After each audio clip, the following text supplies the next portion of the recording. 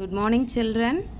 Hope you all are fine. In this video, we are going to discuss about fluids. That is in 9th standard science unit 3 page number 26. We know that all the materials in the world are in three states. You may learn that three states of matter in your lower classes. What are they? Solids, liquids and gases. Here both liquids and gases are called as fluids due to the property of flowing. That is, all the substances which flows are called as fluids. For example, water, nitrogen and oxygen. Water is in liquid state, nitrogen and oxygen are in gaseous states. Fluids அப்படின்னா பாய்ந்து செல்லக்கூடியதை நம்ம ஃப்ளூயிட்ஸ்னு சொல்கிறோம். Fluids அப்படிங்கிறதுக்கு தமிழில் பாய்மங்கள் அப்படின்னு அர்த்தம். Okay. Have you ever raised these questions? A small iron nail sinks in water, but a huge ship of heavy mass made up of the same iron float on seawater. How? The reason for this is pressure. If pressure increases in solids due to its inherent properties, inherent means special property, it experiences tension.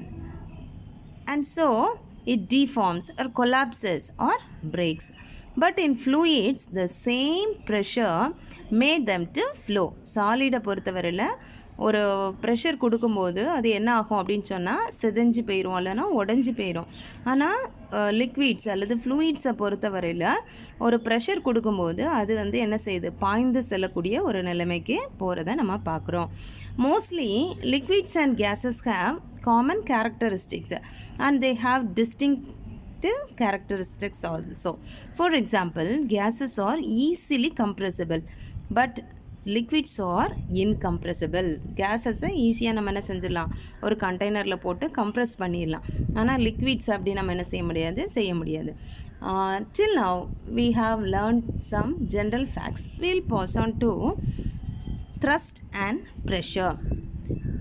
Now, if we push a pin into a boat by its head, it is difficult, and at the same time, if we push it by the pointed edge, it is easy. Likewise, a camel can run in the desert easily. A bus or truck has wider tires. We use sharp edges for cutting. So, what is the reason for these? In order to find the answer for this, we need to know about thrust and pressure. This is a physical concept, and thrust and pressure are interrelated concepts. By doing the activity, we may able to understand the concept. An activity is given for you. We people have went to river. There we can see loose sands. Now, stand on the loose sand. We may felt that our feet go deep into the sand. அதாவது ஆற்றோரத்தில் இருக்கக்கூடிய மணலை நீங்கள் பார்த்துருப்பீங்க. அது காலில் புதையிற மாதிரி இருக்கும். நம்ம அது மேலே நின்னா நம்ம கால் உள்ளே புதைஞ்சிட்டே இருக்கிறாப்புல இருக்கும். அதே நேரம் now if we lie down on the same sand, அதே மணலில் நம்ம படுத்திருந்தோம் அப்படின்னு சொன்னால் our body will not go deep into the sand. நம்மளோட பாடி வந்து உள்ளே புதையாது. Can you guess the reason for this? We'll see now. In both the cases, the force exerted on the sand is the weight of our body. In the two cases, the weight of our body won't change. அதாவது இந்த ரெண்டு கேஸ்லேயும் நம்ம காலூன்றி நிற்கிறதுலையும் படுத்திருக்கிறதுலையும் இந்த force வந்து எதற்கு ஈக்குவலாக இருக்குது அப்படின்னு சொன்னால் நம்மளோட வெயிட் ஆஃப் த பாடி, நம்மளோட பாடியோட வெயிட்டுக்கு ஈக்குவலாக இருக்குது. ரெண்டு இதுலேயுமே நம்மளோட பாடியோட வெயிட் வந்து என்ன செய்ய போகிறதில்ல, மாற போகிறதில்ல. நின்னாலும் மாற போகிறதில்ல, படுத்தாலும் மாற போகிறதில்ல. எப்படினாலும் நம்மளோட பாடியோட வெயிட் வந்து ஈக்குவலாக தான் இருக்கும். But when you stand on loose sand, the force acting on an area equal to the area of our feet. இப்போ நம்ம வந்து நிற்கும்போது அந்த ஃபோர்ஸ் வந்து எதுக்கு ஈக்குவலாக இருக்குது அப்படின்னு சொன்னால் நம்மளோட பாதம் வந்து எந்த இடத்துல டச் ஆகி இருக்குதோ அந்த ஏரியாவுக்கு ஈக்குவலாக இருக்குது. But when you lie down the same force acts on the area of your whole body. This area is larger than the area of your feet. So, the force acting perpendicular to the surface is called thrust. We know that the force acting perpendicular to the surface is called thrust. The effect of thrust depends on the area on which it acts. அதாவது force வந்து எப்பவுமே எப்படி இருக்கும், force acting perpendicularly on the surface. இதை தான் நம்ம என்ன சொல்கிறோம், thrust அப்படின்னு சொல்லி நம்ம என்ன செய்கிறோம் சொல்கிறோம். The effect of thrust வந்து எதை சார்ந்து இருக்குது, எதை பொறுத்து இருக்குது அப்படின்னு சொன்னால் ஏரியா ஆஃப் காண்டாக்டை பொறுத்து இருக்குது. அந்த ஏரியா வந்து சர்ஃபேஸில் எவ்வளோ தூரம் காண்டாக்டில் இருக்கோ அதை பொறுத்து தான் என்ன செய்யும் அந்த த்ரஸ்ட்டு இருக்கும். So what the effect of thrust on sand is larger while standing than lying. The force per unit area acting on an object concerned is called pressure. Okay, the force per unit area acting on an object is called pressure. Thus we can say thrust on an unit area is pressure. அப்போ thrust pressure நம்ம எப்படி சொல்லிடலாம், thrust per unit area. thrustங்கிறது என்னது, force acting perpendicular to the surface, அதை தான் thrustன்னு சொல்கிறோம். அப்போ thrust by unit area அல்லது thrust by area of contact தான் நம்ம என்ன சொல்கிறோம், pressure அப்படின்னு சொல்லி நம்ம சொல்கிறோம். சரிதானா? Okay, see the given figure. For the same given force, ஒரே force தான் கொடுக்குறோம். if the area is large, pressure is low. இப்போ பாருங்கள், இங்கே ஏரியா ஆஃப் காண்டாக்ட் பாருங்கள் எவ்வளோ லார்ஜராக இருக்குது. ஒரே ஃபோர்ஸ் தான் கொடுக்குறோம். ஏரியா ஆஃப் காண்டாக்ட் வந்து இதில் லார்ஜராக இருக்கிறதுனால என்ன ஆகுது பாருங்கள், ப்ரெஷர் வந்து என்ன செய்யுது, லோ ஆயிடுது. சரியா? அதே நேரம் பாருங்கள், இப்போ ஏரியா ஆஃப் காண்டாக்ட் வந்து எவ்வளோவா இருக்குது, ரொம்ப கம்மியாக இருக்குது. ஸோ ப்ரெஷர் வந்து எப்படி இருக்குது, ஹை ப்ரெஷராக இருக்குது. ஒரே ஃபோர்ஸ் தான் ரெண்டுக்கும் கொடுக்கும். ஏரியாவை பொறுத்து அதோடைய ப்ரெஷர் வந்து லோ ப்ரெஷராகவும் ஹை ப்ரெஷராகவும் மாறுது. அப்போது ஏரியா வந்து லார்ஜராக இருந்துச்சுன்னா ப்ரெஷர் எப்படி இருக்கும், லோயராக இருக்கும். ஏரியா ஆஃப் காண்டாக்ட் வந்து லோயராக இருந்துச்சுன்னா, ஸ்மாலாக இருந்துச்சுன்னா ப்ரெஷர் வந்து எப்படி இருக்கும், ஹை ப்ரெஷராக இருக்கும். Now we'll pass on to the SI units of pressure. Okay, what is the unit of thrust? Can you say the SI unit of thrust? It is Newton. For that, what is the unit of force? Thrust is nothing but the force acting perpendicular to the surface அப்படின்னு பார்த்தோம் இல்லையா. தென் ஃபோர்ஸோட unit என்ன, ஃபோர்ஸோட unit வந்து Newton. ஃபோர்ஸோட unit வந்து என்னது, Newton. therefore unit of thrust is also Newton. what is the unit for area of contact? ஏரியாவுக்கு நமக்கு unit என்னன்னு தெரியும், மீட்டர் ஸ்கொயர். therefore த்ரஸ்ட்டுக்கு நியூட்டன், ஏரியா ஆஃப் காண்டாக்டுக்கு metre square. therefore the unit of, that is the SI unit of pressure is Newton by meter square or Newton meter minus 2. Okay, Newton is denoted by capital N. So the unit of pressure is Newton meter minus 2. Okay.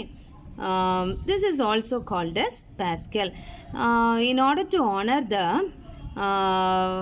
French scientist called Blaise Pascal, who discovered the pressure, his name was given to the unit, that is 1 Pascal is denoted as PA, that is 1 PA is equal to 1 Newton meter minus 2. So the unit of pressure is Newton meter minus 2 or otherwise 1 Pascal. One more interesting thing was given here. If a single nail pricks on your body, it is very painful. அதாவது ஒரு ஊசியை வச்சு நம்மளோட பாடியை வந்து brick பண்ணோன்னா நமக்கு ரொம்ப வலிக்கும். How it is possible for people to lie down on a bed of nails? ஒரு ஆணிகளால் ஆன படுக்கையில் மக்கள் படுத்திருக்கிறாங்க, அவங்களுக்கு அது ஒன்றுமே செய்யலை. இது எப்படி நடக்குது அப்படிங்கிறது, இதுக்கு நான் வந்து ஒரே ரீசன் என்ன அப்படின்னு சொன்னால், ஏரியா ஆஃப் காண்டாக்ட் வந்து ஜாஸ்தியாக இருக்கும். ஒரு பின் அப்படிங்கும்போது அந்த பின்னோட எட்ஜி மாத்திரம்தான் பாடியில் வந்து டச் ஆகிட்டு இருக்கும். அப்போ ப்ரெஷர் ஜாஸ்தியாக இருக்கும். அதே நேரம் நிறைய பின்ஸ் இருந்தது அப்படின்னு சொன்னால் அதோட ஏரியா ஆஃப் காண்டாக்ட் வந்து ஜாஸ்தி ஆயிரும். ஸோ அது வந்து பெயின்லெஸ்ஸாக மாறிடும். Now a problem is given for you. A man whose mass is 90 kilograms stands on his feet on a floor. The total area of contact of his 2 feet with the floor is 0.036 meters square. Then given that G is equal to 10 meter per second square. How much is the pressure exerted by him on the floor? Here, what are the things given? Mass is given, that is M is given. M is equal to 90 kilogram. And G, that is gravity, is given 10 meters per second square, and the area of contact is also given, that is 0.036 meters square. Here we have to find the pressure. We know that pressure is equal to thrust by area of contact. Pressure is equal to, see, pressure is equal to thrust by area of contact. Okay, in order to find the thrust, we have to find F, that is F by A, that is F by A. You have to find the area of contact, you have to find the force. Therefore, in order to find the force, we know the formula. F is equal to mg.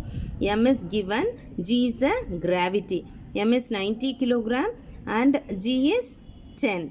Okay, 10 meter per second square. Therefore, 90 into 10 gives 900 Newton. Okay, the unit of force is Newton. So, 900 Newton. Then what is the formula for pressure? Pressure is equal to thrust by unit area of contact. Therefore, F is 900 Newton. A is given here 0.036 meter square. Therefore, 900 by 0.036 meter square gives 25,000 Pascal or 25,000 Newton per meter square. Now we will pass on to pressure in fluids. Fluidsல பாய்மங்கள்ல இருக்கக்கூடிய அழுத்தத்தை பத்தி நம்ம பார்க்க போறோம். We already learned that all the flowing substance, that is both liquids and gases, are called as fluids. Like solids, fluids also have weight. நம்ம சாலிட்ஸை மாதிரி fluids, அதாவது கேஸஸுக்கும் லிக்விட்ஸுக்கும் wait இருக்குது. And therefore they exert a pressure. when filled in a container, இப்போ வந்து இது ஒரு கண்டெய்னரில் நம்ம ஃபில் பண்ணுறோம், என்னாகும், the pressure of the fluid is exerted in all directions and at all points of the fluid. அதாவது ஒரு கண்டெய்னரில் நம்ம ஃப்ளூயிடை வந்து ஃபில் பண்ணுறோம். ஃபில் பண்ணும்போது என்னாகும், அதில் வந்து அந்த ஃப்ளூயிட் வந்து என்ன செய்யும், ஒரு ப்ரெஷரை வந்து உண்டாக்கும். எங்கெல்லாம் உண்டாக்கும், எல்லா டைரக்ஷன்லையும் எல்லா பாயிண்ட்ஸ்லையும், ஃப்ளூயிடில் இருக்கக்கூடிய எல்லா பாயிண்ட்ஸ்லையும் எல்லா திசையிலையும் என்ன செய்யும், உண்டாக்கும். Since the molecules of a fluids are in constant, நமக்கு நல்லா தெரியும் ஃப்ளூயிட்ஸில் அந்த மாலிகுல்ஸ் வந்து எப்படி இருக்குன்னா கான்ஸ்டன்ட் ரேப்பிட் மோஷன், அதாவது ரேப்பிட் மோஷன்னா உங்களுக்கு தெரியும், அங்கேயும் இங்கேயுமா அலையிறது. தென் particles are likely to move equally in any direction, அந்த எல்லா டைரக்ஷன்லையும் ஈக்குவலாக மூவ் ஆகுறதுனால என்ன செய்யுது, ஒரு ஃப்ளூயிடில் ப்ரெஷர் கொடுக்கும்போது அது வந்து என்ன செய்யுது, அந்த ஃப்ளூயிட் வந்து என்ன பண்ணுது, எல்லா டைரக்ஷன்லையும் ப்ரெஷரை வந்து என்ன செய்யுது, எக்ஸர்ட் பண்ணுது. சரிதானா? Okay. therefore the pressure exerted by fluid acts on an object from all direction. அதனால எல்லா திசைகளையும், see இந்த பிக்சரில் பாருங்கள், இது வந்து லிக்விட், இது கேஸில் பார்த்தீங்கன்னு சொன்னால் இந்த இது லிக்விட், இது கேஸில் நம்ம பார்க்குறோம். இதில் வந்து என்ன செய்யுது, அந்த கண்டெய்னரில் நம்ம ஃப்ளூயிடை ஃபில் பண்ணும்போது இதில் இருக்கக்கூடிய ப்ரெஷர் வந்து எல்லா டைரக்ஷன்லேயும் என்ன செய்யுது, ஈக்குவலாக மூவ் ஆகிறத நம்ம என்ன செய்யலாம், பார்க்கலாம். அப்போது ஃப்ளூயிட் ப்ரெஷரை எப்படி நம்ம சொல்லிடலாம், what is fluid pressure? fluid pressure பார்க்கும்போது fluid pressure is equal to total force exerted by the fluid. வேற ஒன்றும் வித்தியாசம் இல்லை, நம்ம அங்கே வந்து thrust by unit area நம்ம பார்த்தோம். இங்கே வந்து இதில் எல்லா பாயிண்ட்டுக்கும் ஈக்குவலாக ப்ரெஷர் வந்து எக்ஸர்ட் ஆகுது. ஸோ அந்த டோட்டல் ஃபோர்ஸ் ஒவ்வொரு பாயிண்ட்டுக்குள்ளதையும் ஆட் பண்ணுறோம். So total force exerted by the fluid by area over the which the force is exerted. அந்த ஏரியா ஃபுல்லாக எந்த இடத்துலலாம் அந்த ப்ரெஷர் வந்து எக்ஸர்ட் ஆகுதோ அந்த ஏரியா ஃபுல்லாக நம்ம கால்குலேட் பண்ணணும். So F by A, that is fluid pressure is equal to total force exerted by the fluid by area over which the force is exerted. First of all, we learn about the pressure exerted by liquids and then the pressure exerted by gases. First, pressure due to liquids. Here, the force exerted due to the pressure of a liquid on a body submerged in it and on the walls of the container is always perpendicular to the surface. அதாவது அந்த பர்பண்டிகுலராக இருக்கக்கூடிய ஃபோர்ஸை தான் thrust நம்ம சொல்கிறோம் இல்லையா, அந்த force வந்து எங்கெல்லாம் ஆக்ட் ஆகுமா அந்த அந்த லிக்விடுக்குள்ளே அல்லது அந்த ஃப்ளூயிடுக்குள்ளே நம்ம சப்மர்ஜ்னா மூழ்க செய்கிற அப்படின்னு அர்த்தம். Body submerge in it and on the walls of the container. நம்ம எந்த பாடியை அதுக்குள்ளே சப்மர்ஜ் பண்ணுறோமோ அந்த பாடி மேலேயும் அந்த கண்டெய்னரோட வால்ஸ்லையும் என்ன டைரக்ஷனில் இருக்குமா, பர்பெண்டிகுலரில் என்ன செய்யுமா, ஒரு ப்ரெஷரை ஒரு ஃபோர்ஸை எக்ஸர்ட் பண்ணுமா. பாருங்கள், the force exerted due to the pressure of a liquid on a body submerge in it and on the walls of the container, it is always perpendicular to the surface. Okay, we can see the pressure acting on all sides of the vessel in the figure. I once again repeated, the force exerted due to the pressure of a liquid. அந்த liquid pressureனால உண்டாகக்கூடிய force வந்து எப்படி இருக்குமா, on a body submerge பாருங்கள், ஒரு container இருக்குது, அந்த கண்டெய்னரில் ஒரு லிக்விட் வச்சுருக்கோம், அதுக்குள்ளே ஒரு பாடியை இன்சர்ட் பண்ணுறோம். அப்போ பாருங்கள் அது எப்படி இருக்குது பாருங்கள், அதில் உருவாகக்கூடிய ஃபோர்ஸ் எப்படி இருக்குது, அதில் இருக்க அந்த லிக்விட்னால ஒரு ப்ரெஷர் உண்டாகுது. அந்த ப்ரெஷர் வந்து எப்படி இருக்குது அப்படின்னு பார்த்தீங்கன்னா, on the body submerge on it, இதுலையும் இதுக்கு பெர்பெண்டிகுலராக இருக்குது. அது மாத்திரம் இல்லை, and it is perpendicular to the walls of the container. பாருங்கள், இந்த கண்டெய்னரோட வால்ஸ்லையும் அதுக்கு பெர்பெண்டிகுலர் டைரக்ஷனில் தான் அந்த ஃபோர்ஸ் வந்து என்ன செய்யுது, ரியாக்ட் ஆகுது. சரியா, பாருங்கள், இப்போது நெக்ஸ்ட் பிக்சரில் நீங்கள் பார்த்தீங்கன்னு சொன்னால், இதில் வந்து ஒரு பால் வந்து நம்ம என்ன செய்கிறோம், ஒரு கண்டெய்னருக்குள்ளே நம்ம என்ன செய்கிறோம், இம்மர்ஸ் பண்ணுறோம். பலூனை வந்து நம்ம உள்ளே முக்கி வைக்கிறோம். பாருங்கள், when an air-filled balloon is immersed inside the water in a vessel, it immediately comes up and floats on water. என்ன ஆகும், அப்படி நம்ம உள்ளே முக்குன உடனே உள்ளே இருந்துக்கிடுமா, என்ன செய்யும், உள்ளேருந்து அப்போர்ட் டைரெக்ஷனில் மேலே ஏறி வர்றதை நம்ம பார்க்க முடியும். திஸ் ஷோஸ், இது என்னத்தை காமிக்கி, the water or the fluid exerts pressure in upward direction. ஒரு upward directionல ஒரு ப்ரெஷரை வந்து என்ன செய்யுது, உருவாக்குறத நம்ம பார்க்க முடியும். Similarly, in the next figure, we can say that the liquid pressure acts in lateral sides also. What is meant by lateral? Lateralனா பக்கவாட்டில்னு அர்த்தம். பாருங்க, இந்த சைட்லையும் அது வந்து என்ன செய்யுது, ஒரு ஃபோர்ஸை என்ன செய்யுது, உருவாக்குது. சரிதானா? அப்போ பாருங்க, liquid pressure acts in lateral sides also. When a bottle having water is piercedனா துளையிடுறது, on sides we can see water coming out with a speed. பாருங்க, இதில் பாருங்க எவ்வளோ ஸ்பீடாக வாட்டர் வெளியில் வருது. This is because liquid exert lateral pressure on the walls of the container. Okay, now an activity is given for you. Here take a transparent plastic pipe. ஒரு நல்ல டிரான்ஸ்பரண்ட்டான ஒரு பிளாஸ்டிக் பைப்பை நம்ம எடுக்கிறோம். அந்த பிளாஸ்டிக் பைப்பில் நம்ம என்ன செய்கிறோம், கீழே ஒரு பலூனை வந்து என்ன செஞ்சிடும், டைப் பண்ணிடுறோம். இப்போது நம்ம டைப் பண்ணிவிட்டு அதில் கொஞ்சம் வாட்டரை வந்து நம்ம ஆட் பண்ணுறோம். ஆட் பண்ணும்போது என்ன ஆகும், the balloon tied at the bottom stretches and bulges. பாருங்கள், இதில் வந்து வாட்டரை ஆட் பண்ணோடனே இது வந்து என்ன செய்யுது, விரிவடைகிறத நம்ம பார்க்குறோம். இது பலூன் வந்து என்ன செய்யுது, பல்ஜ் ஆகுது, விரிவடையுது அப்படிங்கிறத நம்ம பார்க்குறோம். இதுலேருந்து நம்ம என்ன சொல்லிடலாம், the water poured in the pipe exerts a pressure on the bottom of its container. அதோட வால்ஸில் ஒரு ப்ரெஷரை எக்ஸர்ட் பண்ணுன்னு பார்த்தோம். இப்போ இங்கே இதோட பாட்டம் ஆஃப் த கண்டெய்னர்லையும் ஒரு ப்ரெஷரை வந்து என்ன செய்யுது, எக்ஸர்ட் பண்ணுது. ஓகேயா, we'll pass on to the factors determining liquid pressure in liquids. எந்தெந்த ஃபேக்டர்ஸ்லாம் அந்த லிக்விட் ப்ரெஷரை லிக்விட்ஸில் உருவாக்குது அப்படின்னு சொல்லி நம்ம பார்க்கலாம். ஃபேக்டர்ஸ்னால் காரணிகள். சரியா, இதெல்லாம் பாருங்கள், ஒரு கண்டெய்னரில் இருக்கக்கூடிய லிக்விடில் ஒரு ப்ரெஷர் உருவாகுது அப்படின்னு சொன்னால் அது எதெல்லாம் பொறுத்து இருக்குமா பாருங்கள், அதோட டெப்த்தை பொறுத்து இருக்குது. டெப்த்துனா என்னது, ஆழம் அல்லது ஹைட் ஆஃப் த லிக்விட் காலம், அதை பொறுத்து இருக்குது. அடுத்தது எதை பொறுத்து இருக்குது, டென்சிட்டி ஆஃப் த லிக்விட். நம்ம அந்த கண்டெய்னரில் என்ன லிக்விட் யூஸ் பண்ணுறோமோ அந்த லிக்விடோட டென்சிட்டியை, அடர்த்தியை பொறுத்து இருக்குது. அடுத்தது ஆக்ஸலரேஷன் டியூ டு கிராவிட்டி, நம்ம அந்த புவியீர்ப்பு முடுக்கத்தை சார்ந்து இருக்குது. சரியா,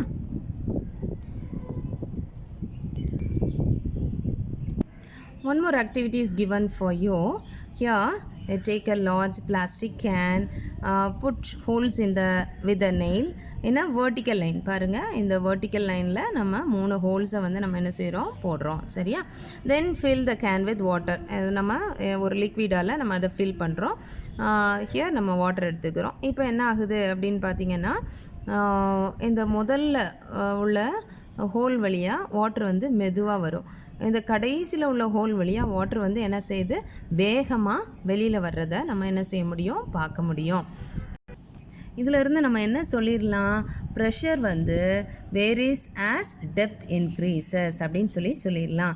பாருங்கள் இது ப்ரெஷர் வந்து எதை பொறுத்து, ப்ரெஷருங்கிறது அழுத்தம் எதை சார்ந்து இருக்குது, அதோட டெப்த்துனா ஆழம் சரியா. இந்த ஆழம் அதிகரிக்க அழுத்தம் வந்து என்ன செய்யுது அதிகரிக்குது சரியா. பாருங்கள் இப்போ பாருங்கள் இந்த டெப்த்து வந்து என்ன செஞ்சுட்டே இருக்குது இன்க்ரீஸ் ஆகிட்டே இருக்குது சரியா. இப்போது ப்ளோண்டு டெப்த் இருக்கும்போது இது வந்து என்ன செய்யுது ப்ரெஷர் ஜாஸ்தியாக இருக்கிறத நம்ம பார்க்குறோம் சரியா. இப்போ பாருங்கள் but it is same at a particular depth independent of the direction. Okay, another activity is given for you. Here see this, here we have taken two liquids with different densities. பாருங்கள் ஒரு 2 can எடுத்துருக்குறோம். 2 கேன்லேயுமே ஒரே ஹைட்டில் நம்ம என்ன செய்கிறோம் whole போட்டிருக்கோம்னா இதில் வந்து ஒரு இதில் வாட்டர் எடுத்துருக்குறோம், ஒரு இதில் நம்ம என்ன எடுத்துருக்குறோம் ஆயில் எடுத்துருக்குறோம் சரியா. இப்போது இதில் வந்து நமக்கு என்ன தெரியுது பாருங்கள், வாட்டர் வந்து என்ன செய்யுது வேகமாக வெளியில் வர்றதை பார்க்குறோம், அதே நேரம் ஆயில் வந்து என்ன செய்யுது மெதுவாக வெளியில் வர்றதை நம்ம பார்க்குறோம். அப்போ இதுலேருந்து என்ன சொல்லிடலாம் ப்ரெஷர் வந்து it depends on the density of the liquid அப்படின்னு சொல்லிடலாம். Okay, thank you students.